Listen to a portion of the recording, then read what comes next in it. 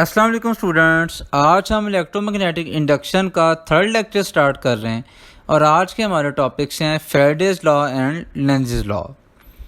First of all आज के lecture पे एक नज़र कि आज हमने जिन टॉपिक्स को कवर करना है, सबसे पहली चीज़ जो हमने देखनी है वो फैराडेज लॉ का इंट्रोडक्शन है। उसके बाद हमने इसके लिए रिलेशन ड्राइव करना है, बड़ी सिंपल सी डेरिवेशन होगी। उसके बाद इसके फार्मूला में जो माइनस साइन आ रहा था और इससे प्रीवियस लेक्चर में मोशनल ईएमएफ के फार्मूला में जो माइनस साइन आया, ये दोनों की हमने लॉजिक भी देखनी है। फिर फैराडेज लॉ की एप्लीकेशंस, देन लेंज़ लॉ और फिर Lenz law and conservation of energy. Faraday's law, सबसे पहले इसका इंट्रोडक्शन। अब देखें, प्रीवियस दो लेक्चर्स को अगर कंक्लूड करें तो हम एक ही काम कर रहे हैं। हम किसी कॉइल में से या लूप में से मैग्नेटिक फील्ड लाइंस चेंज कर रहे हैं। सिंपली अगर बात करें तो मैग्नेटिक फ्लक्स चेंज कर रहे हैं। मैग्नेटिक फ्लक्स चेंज होने की वजह से इंड्यूस्ड ईएमएफ आ रही है। अब देखें, ये सिर्फ फ्लक्स का चेंज होना इंड्यूस्ड ईएमएफ को नहीं बता रहा कि हाँ जी फ्लक्स चेंज होगा जी तो फिर इंड्यूस्ड ईएमएफ ज़्यादा होगी, फ्लक्स ज़्यादा चेंज होगा तो इंड्यूस्ड ईएमएफ भी ज़्यादा जो है वो प्रोड्यूस होगी, फ्लक्स कम चेंज होगा तो इंड्यूस्ड ईएमएफ भी कम प्रोड्यूस होगी। सिर्फ इतनी बात नहीं है। अब देखें, फ्लक्स चेंज होने का मतलब है फील्ड लाइंस का चेंज होना। अब 5 फील्ड लाइंस चेंज हो रही हैं एक केस में, दूसरे केस में 20 फील्ड लाइंस चेंज हो रही। तो आप अगर कहें जी ये 20 फील्ड लाइंस जिसमें चेंज हो रही हैं तो इसमें इंड्यूस्ड ईएमएफ ज़्यादा आएगी। ये चीज़ इंपॉर्टेंट नहीं है। इम्पॉर्टेंट ये चीज़ है कि ये 20 फील्ड लाइंस कितने टाइम में चेंज हो रही हैं और ये 5 फील्ड लाइंस कितने टाइम में चेंज हो रही हैं। तो असल में जो फैराडेज लॉ क्वालिटेटिव नेचर हमें दे रहा है कि सिर्फ फ्लक्स का चेंज होना इम्पॉर्टेंट नहीं है। चेंजिंग मैग्नेटिक फील्ड ठीक है जी, ये चेंज टाइम के रिलेटिव असल में ये चीज़ होगी जिसको हम बोलेंगे rate of change of flux. अब ये है क्या? It is the basic law of electromagnetism predicting how a magnetic field interact with electrical circuit to produce an EMF। ये हमें थोड़ा सा इसका आइडिया होगा ये किस बारे में। अब इसकी प्रॉपर अगर डेफिनेशन पे आए, the induced EMF in a conducting coil of n loops is equal to the negative of the time rate of change of magnetic flux through it। अब यहाँ पे हमें प्रॉपर अंडरस्टैंडिंग होगी कि असल में इंड्यूस्ड ईएमएफ का मैग्नीट्यूड क्या चीज़ डिसाइड कर रही है। अब हम यहाँ पे क्या बात करें, कोई भी हमारे पास कंडक्टिंग कॉइल हो, कंडक्टर की कॉइल हो और n लूप्स हों। अब उसमें 20 लूप हों, 30 हो, 40 हो, 50 हों। हम जनरली बात करें n लूप्स की अगर कॉइल है उसमें जो ईएमएफ इंड्यूस होगी ये किसके इक्वल होगी? It will be equal to the negative of the time rate of change of flux. सिर्फ चेंज ऑफ फ्लक्स नहीं, rate of change of flux. Flux time की अकॉर्डिंग किस तरह चेंज हो रहा है। मतलब अगर कम टाइम में ज़्यादा फ्लक्स चेंज हो गया तो इंड्यूस ईएमएफ भी ज़्यादा आएगी। अगर बहुत सारा फ्लक्स चेंज हो गया लेकिन टाइम बहुत ज़्यादा ले रहा है तो वो चीज़ इतनी इंपॉर्टेंट नहीं होगी। यहाँ पे असल चीज़ जो यहाँ पे इस चीज़ को डिसाइड कर रही है that is rate of change of flux. इसका मैथमेटिकल अगर हम देखें relationship, that is EMF equals to -n del phi over del t। अब देखें यहाँ पे दो चीज़ें इस चीज़ को डिसाइड कर रही हैं। नंबर ऑफ टर्न्स अगर इंक्रीज़ होंगी तो इंड्यूस्ड ईएमएफ भी इंक्रीज़ होगी। और दूसरी चीज़ जो इसको डिसाइड कर रही है that is rate of change of flux. अगर हमारे पास नंबर ऑफ टर्न्स कांस्टेंट हैं किसी एक स्पेसिफिक कॉइल की अगर हम बात कर रहे हैं तो उस स्पेसिफिक कॉइल में फिर rate of change of flux ये चीज़ डिसाइड करेगी। तो अब हमारे पास अगले जितने भी टॉपिक्स आएंगे उसमें फैराडेज लॉ की बड़ी अहमियत होगी। और इसके बाद लेंज़ लॉ जो हमने पढ़ना है उसकी भी बड़ी इंपॉर्टेंस है। जैसा कि मैंने आपको पहले भी बता दिया था इस सीरीज़ के स्टार्ट में कि इलेक्ट्रोमैग्नेटिक इंडक्शन में ये पूरी ब्रांच बेसिक दो लॉज पे ऊपर बेस कर रही है, फैराडेज लॉ के ऊपर और लेंज़ लॉ के ऊपर। अब इसकी डेरिवेशन पे अगर हम आएँ तो ये मोशनल ईएमएफ का जो फार्मूला हमने ड्राइव किया था उसी की बेस पे हम ये इसका भी फार्मूला ड्राइव करेंगे। वही हम डायग्राम को कंसिडर कर रहे हैं जी। एक हमारे पास रॉड है, ये एल लेंथ है इसकी, ये दो कंडक्टिंग रेल्स के ऊपर हमने प्लेस किया है। मैग्नेटिक फील्ड इस रीजन में इनटू द बोर्ड और कांस्टेंट मैग्नेटिक फील्ड है, बी उसकी स्ट्रेंथ है। हम रॉड को मूव करवा रहे हैं वी स्पीड के साथ राइट साइड की तरफ। अब देखें यहाँ पे बैक एंड पे क्या हो रहा है। अब ठीक है जी, रॉड मूव कर रहा है, चार्जेस मूव कर रहे हैं, चार्जेस मूव कर रहे हैं जी, मैग्नेटिक फोर्स लगेगी, अपवर्ड जाएंगे, पोटेंशियल डिफरेंस आएगा, उसकी वजह से करंट फ्लो करेगा। ये सारी चीज़ें एक तरफ हो गई। अब हो क्या रहा है यहाँ पे, मैग्नेटिक फ्लक्स चेंज हो रहा है, क्योंकि हमने इस ब्रांच का स्टार्ट ही इस चीज़ से किया कि इंड्यूस्ड ईएमएफ आने ही तब है जब फ्लक्स चेंज होगा। अब ठीक है जी, फ्लक्स चेंज हो रहा है। अब फ्लक्स तीन चीज़ों पे डिपेंड कर रहा है। स्ट्रेंथ ऑफ मैग्नेटिक फील्ड पे डिपेंड करता है, एरिया ऑफ उस एलिमेंट एरिया पे जो है वो करता है डिपेंड, एरिया ऑफ लूप पे डिपेंड करता है, और थर्ड जो हमारे पास फैक्टर है that is the angle between area and magnetic field. अब देखें यहाँ पे क्या चीज़ है, एंगल तो चेंज नहीं हो रहा।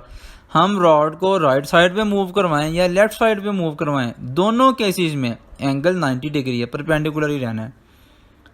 दूसरी चीज़, strength of magnetic field B भी चेंज नहीं हो रहा, क्योंकि कांस्टेंट मैग्नेटिक फील्ड है इनटू द बोर्ड है। ना मैग्नेटिक फील्ड की डायरेक्शन चेंज हो रही है और ना ही उसका मैग्नीट्यूड चेंज हो रहा है। हाँ जी, फिर एक चीज़ चेंज हो रही है, that is the area of the loop. और एरिया चेंज होता है जब हम इस ब्राउन रॉड को राइट साइड की तरफ लेके जाएंगे, तो फिर इस पूरे लूप का एरिया इंक्रीज होगा। अगर इसको लेफ्ट साइड की तरफ लेके जाएंगे, इस केस में एरिया डिक्रीज होगा। दोनों केसेस में एरिया देखें, एरिया इंक्रीज हो या एरिया डिक्रीज हो, वी डोंट केयर। हमारा मकसद इस चीज़ के साथ है कि एरिया चेंज हो रहा है। एरिया चेंज हो रहा है तो फ्लक्स चेंज हो रहा है, फ्लक्स चेंज हो रहा है तो अंडरस्टूड बात है, इंड्यूस्ड ईएमएफ आएगी। अब हम कंसिडर कर रहे हैं जी, हमने रॉड को मूव करवाया है ए पॉइंट से बी पॉइंट की तरफ।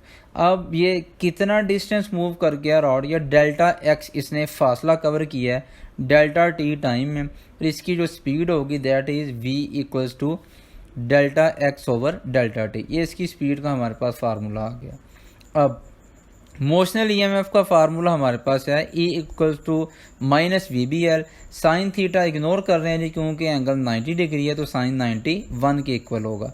यहाँ पे वेलोसिटी का फार्मूला जब हम सब्स्टिट्यूट करेंगे तो induced EMF will be equal to minus delta X over delta T into B L. अब इस चीज़ को हम देख सकते हैं delta X into L. Delta X width है जो कि चेंज हुई है, और लेंथ उस रॉड की लेंथ है, तो ये डेल्टा एक्स इंटू एल ये चेंज इन एरिया है, ये वो एरिया जो कि इंक्रीज हुआ है। अब देखें जहाँ पे डार्क ब्राउन कलर का रॉड है, ये इसकी previous he position A point पे। अब जब इसे बी पॉइंट पे शिफ्ट कर दिया, अब लूप का एरिया इंक्रीज हो गया। कितना इंक्रीज हो गया, change in distance covered into length, ये चेंज इन एरिया हमारे पास आ चुका है। तो फिर इसको हम राइट कर सकते हैं, induced EMF equals to minus B into delta A divide by delta T. अब इस फार्मूला को अगर हम देखें E equals to minus B delta A और डेल्टा टी, तो फ्लक्स का फार्मूला हमारे पास था phi equals to B A. अब फ्लक्स चेंज होगा, एंगल चेंज हो जाए, एंगल यहाँ पे चेंज नहीं हो रहा, मैग्नेटिक फील्ड चेंज हो जाए, वो भी यहाँ पे चेंज नहीं हो रही, एरिया चेंज हो जाए। अब एरिया चेंज होगा जिसका मतलब है जी फ्लक्स चेंज हो गया। तो B इंटू डेल्टा है, ये किसके इक्वल है, ये डेल फाई के इक्वल है, चेंज इन फ्लक्स के इक्वल। तो इंड्यूस्ड ईएमएफ का फार्मूला हमारे पास आ जाएगा, induced EMF equals to minus del phi over del T, जिसकी हमने बात की थी। Induced EMF is equal to the negative of the rate of change of flux. ये एक लूप के लिए अगर हमारे पास n नंबर ऑफ टर्न्स होंगी तो उसके लिए हम फार्मूला राइट करेंगे E equals to minus N del phi over del T. अब इंड्यूस्ड ईएमएफ किस चीज़ के प्रोपोर्शनल है जी, दो फैक्टर्स हैं जो इंड्यूस्ड ईएमएफ को कंट्रोल कर रहे हैं, that is rate of change of flux and number of turns. Minus sign की मैंने इससे पहले भी बात की थी जी, मोशनल ईएमएफ में भी माइनस साइन आ रहा था, और फैराडेज लॉ के जनरल फार्मूला में भी माइनस साइन आ रहा है। ये माइनस साइन किस चीज़ को बता रहा है, अब माइनस साइन इस फार्मूला में हमें बताता है जी कि इंड्यूस्ड ईएमएफ की डायरेक्शन इस तरह होगी कि ये चेंज इन फ्लक्स को अपोज करेगी। मैं फिर इस चीज़ को रिपीट कर रहा हूँ कि ये जो इंड्यूस्ड ईएमएफ आनी है, इसकी वजह से जो इंड्यूस करंट आएगा, ये इंड्यूस करंट की डायरेक्शन इस तरह होगी कि ये चेंज इन फ्लक्स को अपोज करेगा। अब अपोज ये किस तरह करेगा, ये लेंज़ेस लॉ भी हमने अंडरस्टैंड करना है, उसमें ये चीज़ क्लैरिफाई होगी। हाँ जी, एप्लीकेशंस कहाँ पे हैं जी, तो ये फंडामेंटल प्रिंसिपल है इलेक्ट्रोमैग्नेटिक इंडक्शन का। तो ये इलेक्ट्रिकल जनरेटर्स के बिहाइंड यही प्रिंसिपल काम कर रहा है, इलेक्ट्रिक मोटर्स की वर्किंग में भी यही है, ट्रांसफार्मर्स में भी यही है, और इंडक्टर्स में भी यही प्रिंसिपल काम कर रहा है। लेंज़ेस लॉ, अब देखें माइनस साइन, वो माइनस साइन जिसकी हम बार बार बात कर रहे हैं जी, हम देखेंगे, हम इसको देखेंगे। तो अब लेंज़ेस लॉ उस माइनस साइन को एक्सप्लेन करेगा। अब ये है क्या, it is a qualitative law that specifies the direction of induce current but states nothing about its magnitude. ये करंट का मैग्नीट्यूड कुछ नहीं बताता, वो मैग्नीट्यूड फाइंड करना है तो हमें इंड्यूस्ड ईएमएफ चाहिए और रेजिस्टेंस ऑफ द कॉइल चाहिए। ये दो चीज़ें अगर पता हो तो हम इंड्यूस करंट फाइंड कर लेंगे। लेकिन एक चीज़ हमें बताता है कि करंट की डायरेक्शन किस तरह होगी, और इसकी स्टेटमेंट पे अगर हम आए, it states that the current induced in a circuit due to change in a magnetic field is directed to oppose the change in flux and to exert a mechanical force which opposes the motion. अगर हम simple words में बात करें तो induce current की direction इस तरह होगी कि ये उस चेंज इन फ्लक्स को अपोज करेगा, उस फ्लक्स को अपोज करेगा जिसकी वजह से ये करंट प्रोड्यूस हुआ था।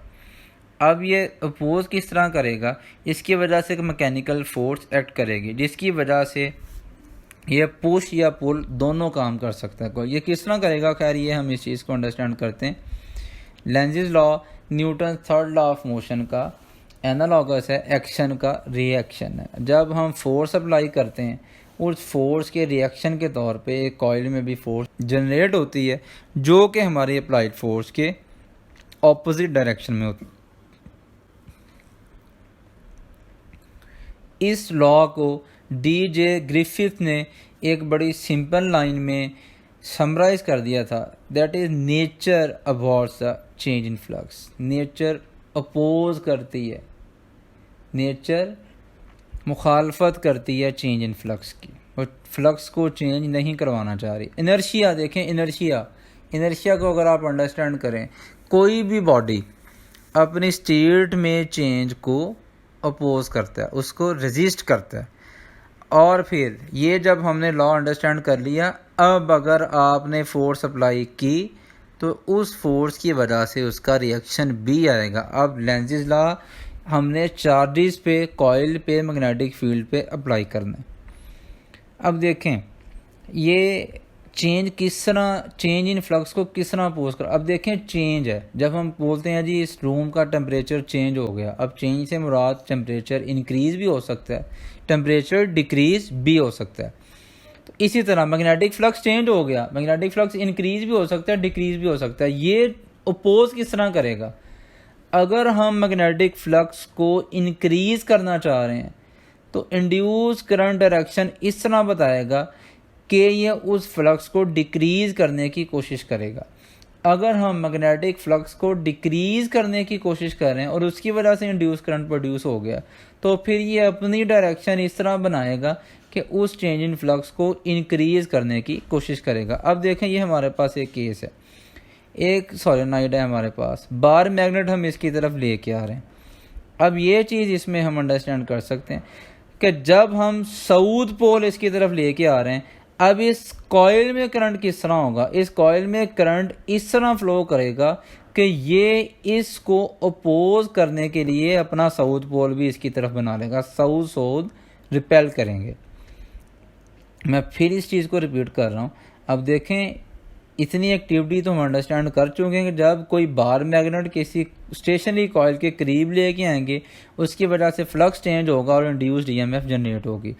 अब हम इस चीज़ को देख रहे हैं कि अब जब इंड्यूस्ड ईएमएफ जनरेट होगी, उसकी वजह से करंट फ्लो करेगा। अब सोलेनॉइड का केस है तो इसकी मैग्नेटिक फील्ड भी जनरेट होनी है। अब इसका नॉर्थ साउथ किस तरह बनेगा, लेंज़ेस लॉ ये बताता है कि इसकी मैग्नेटिक फील्ड इस तरह बनेगी कि इसने अप्लाइड जो हमारे पास फोर्स थी, जो कॉज था, जो फ्लक्स को चेंज करवा रहा था, उसको अपोज करना है। अब असल में साउथ इसकी तरफ आ रहा था, जिसकी वजह से फील्ड लाइन इंक्रीज हो रही थी, उनको डिक्रीज करने की कोशिश करेगा। ये क्या करेगा, ये अपना साउथ बना लेगा इस तरफ।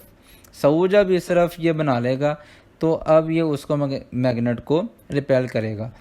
अगर हम बार मैग्नेट को इससे अवे पुल कर लें, जब इसे अवे पुल करेंगे उस केस में क्या होगा, मैग्नेटिक फील्ड लाइन डिक्रीज हो जाएंगी। अब डिक्रीज हो जाएंगी तो मैग्नेटिक फील्ड लाइन चेंज होगी। देखिए हमारा मकसद चेंज के साथ है, इंक्रीज या डिक्रीज के साथ हमारा केस नहीं है। अब चेंज हो गई तो इसमें फिर इंड्यूस्ड ईएमएफ आएगी, जिसकी वजह से इंड्यूस करंट आएगा। अब ये इंड्यूस करंट आएगा। अब ये इंड्यूस करंट क्यों आया था, क्योंकि मैग्नेटिक फील्ड लाइन चेंज हो रही थी। चेंज किस तरह हो रही थी कि ये कम हो रही थी। अब इसने मुखालफत किस तरह करनी है, इसने इनको इंक्रीज करने की कोशिश करना है। अब ये क्या करेगा, ये यहाँ पे नॉर्थ बना लेगा, नॉर्थ साउथ को अट्रैक्ट करेगा। ये लेंजेस लॉ इस तरह काम करता है। अब Lenz's law and conservation of energy. Lenz's law असल में law of conservation of energy की मैनिफेस्टेशन है। अब किसने, अब मोशनल ईएमएफ का अगर हम केस याद करें, मोशनल ईएमएफ में हमारे पास क्या था, एक कंडक्टिंग रॉड था, उसको हम रेल के ऊपर फ्री टू मूव था, इसको हम फोर्स एक्सर्ट करके राइट साइड की तरफ लेके जा रहे थे। अब इसकी वजह से क्या था जी, इसमें करंट फ्लो कर रहा था। अब करंट किस तरह था जी, रॉड में अपवर्ड करंट था। अब ये चीज़ हम इलेक्ट्रोमैग्नेटिज्म में अंडरस्टैंड कर चुके हैं। कोई भी करंट कैरिंग रॉड जब एक्सटर्नल मैग्नेटिक फील्ड में प्लेस किया जाएगा तो इसके ऊपर एक फोर्स एक्ट करेगी। अब देखें, अंडरस्टैंड करें, दो तरीके से हम इस बात को अंडरस्टैंड करेंगे। अब हो क्या रहा है, पहले कुछ भी नहीं था, दो कंडक्टिंग रेल्स थी, ये रेजिस्टेंस या गैल्वानोमीटर हमने यहाँ पे कनेक्ट कर दिया, ऊपर एक रॉड रख दिया जो कि फ्री टू मूव है।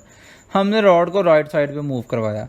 जब रॉड को राइट साइड पे हमने मूव करवाया तो उससे क्या हुआ, जब रॉड को राइट साइड पे हमने मूव करवाया उसकी वजह से मैग्नेटिक फोर्स ऐड किया चार्जेस पे, ये ऊपर को गए, अकोमुलेट होना स्टार्ट हो गए, पोटेंशियल डिफरेंस आया, करंट फ्लो होना स्टार्ट हो गया। ये मोशनल ईएमएफ हम अंडरस्टैंड कर चुके हैं। अब ठीक है जी, रॉड मूव कर रहा है लेकिन रॉड में करंट तो फ्लो कर रहा है, करंट कैरिंग रॉड है। अब करंट कैरिंग रॉड जब एक्सटर्नल मैग्नेटिक फील्ड में प्लेस किया जाएगा तो इसके ऊपर फोर्स एक्ट करनी है, F = I × L × B। ये अंडरस्टैंड कर चुके हैं। अब ये फोर्स किस तरफ एक्ट करेगी, अब देखें इस फोर्स ये क्यों एक्ट करेगी। एक तो ये रीज़न, दूसरी इस चीज़, इसके पीछे भी एक रीज़न थी। अब होता क्या है, जब किसी करंट कैरिंग रॉड में से करंट फ्लो करता है तो उसकी अपनी मैग्नेटिक फील्ड जनरेट हो जाती है। अब यहाँ पे ये भी यही कहता है, ये ब्लू कलर वाला जो रॉड है इसकी अपनी मैग्नेटिक फील्ड, जब इसमें करंट फ्लो करेगा तो इसकी अपनी मैग्नेटिक फील्ड जनरेट हो जाएगी जो कि एक्सटर्नल मैग्नेटिक फील्ड के साथ इंटरैक्ट करेगी, जिसकी वजह से इसके ऊपर एक फोर्स एक्ट करेगी। अब ये फोर्स किस तरफ एक्ट करेगी, right hand rule. Right hand rule हमें क्या बताता है जी, अगर हम अपना थंब करंट की तरफ कर लें, अपनी फिंगर्स एक्सटर्नल मैग्नेटिक फील्ड की तरफ कर लें तो पाम पे आउटवर्ड नॉर्मल फोर्स को बताएगा। अब थंब हमारा अपवर्ड होगा क्योंकि करंट इस ब्लू कलर के रॉड में अपवर्ड था, फिंगर्स इनटू द बोर्ड है तो आउटवर्ड नॉर्मल लेफ्ट साइड की तरफ बनता है, तो मैग्नेटिक फोर्स लेफ्ट साइड की तरफ लगेगी जो कि हमारे अप्लाइड फोर्स के ऑपोजिट होगी। एक्शन का रिएक्शन आ गया। न्यूटन के थर्ड लॉ की तो वैलिडेशन होगी। अब law of conservation of energy. अब देखें, वैसे ही अगर हमारे माइंड में ये सवाल आता है कि नहीं जी, कि फोर्स इसके ऊपर लेफ्ट साइड को नहीं लग रही, फोर्स इसके ऊपर राइट साइड को लगेगी। अब देखें, हम भी फोर्स राइट साइड को लगा रहे थे और इसके ऊपर करंट कैरिंग रॉड के ऊपर अगर मैग्नेटिक फोर्स भी राइट साइड की तरफ लग गई फिर तो हमें फोर्स लगाने की ज़रूरत ही नहीं पड़ेगी, हम सिर्फ एक दफ़ा इसे खींचेंगे, उसके बाद इसके ऊपर फोर्स जो है खुद ब खुद लगती जाएगी और ये मूव करता जाएगा। अब ये लॉ की वायलेशन होगी। Law of conservation of energy यहाँ पे वायलेट हो गया। क्यों? क्योंकि एनर्जी मस्ट बी कंजर्व्ड। अब इससे पहले क्या था कि हम फोर्स लगा रहे थे, हम अपने बाजू से, अपने हाथ से इस रॉड को मैकेनिकल एनर्जी प्रोवाइड कर रहे थे, जिसकी वजह से ये राइट साइड को मूव कर रहा था। अब इसकी वजह से क्या था, रिएक्शन की फोर्स इसके ऊपर आ रही थी लेफ़्ट साइड की तरफ। जितनी ज़्यादा हमारी अप्लाइड फोर्स होगी उतनी ज़्यादा ही रिएक्शन की फ़ोर्स इसके ऊपर एक्ट करेगी। अगर हमारी फ़ोर्स कम होगी तो रिएक्शन की फ़ोर्स भी कम होगी, और ये ऑपोजिट ही एक्ट करनी चाहिए। अगर रिएक्शन की फ़ोर्स भी हमारी फ़ोर्स की ही डायरेक्शन में आ जाएगी फिर तो हमें इसके ऊपर फोर्स लगाने ही नहीं पड़ेगी, ये सेल्फ ऑपरेटिंग सिस्टम बन जाएगा, खुद ब खुद ही मूव करता जाएगा। तो ये चीज़ नहीं पॉसिबल। असल में होता क्या कि हमारी एनर्जी ही चार्जेस को ट्रांसफ़र हो रही है जिसकी वजह से वो मूव कर रहे हैं। उम्मीद है कि ये लेक्चर आपने अंडरस्टैंड कर लिया होगा। इंशाल्लाह इस सीरीज़ को आगे कंटिन्यू रखेंगे। Till then wait for the next video.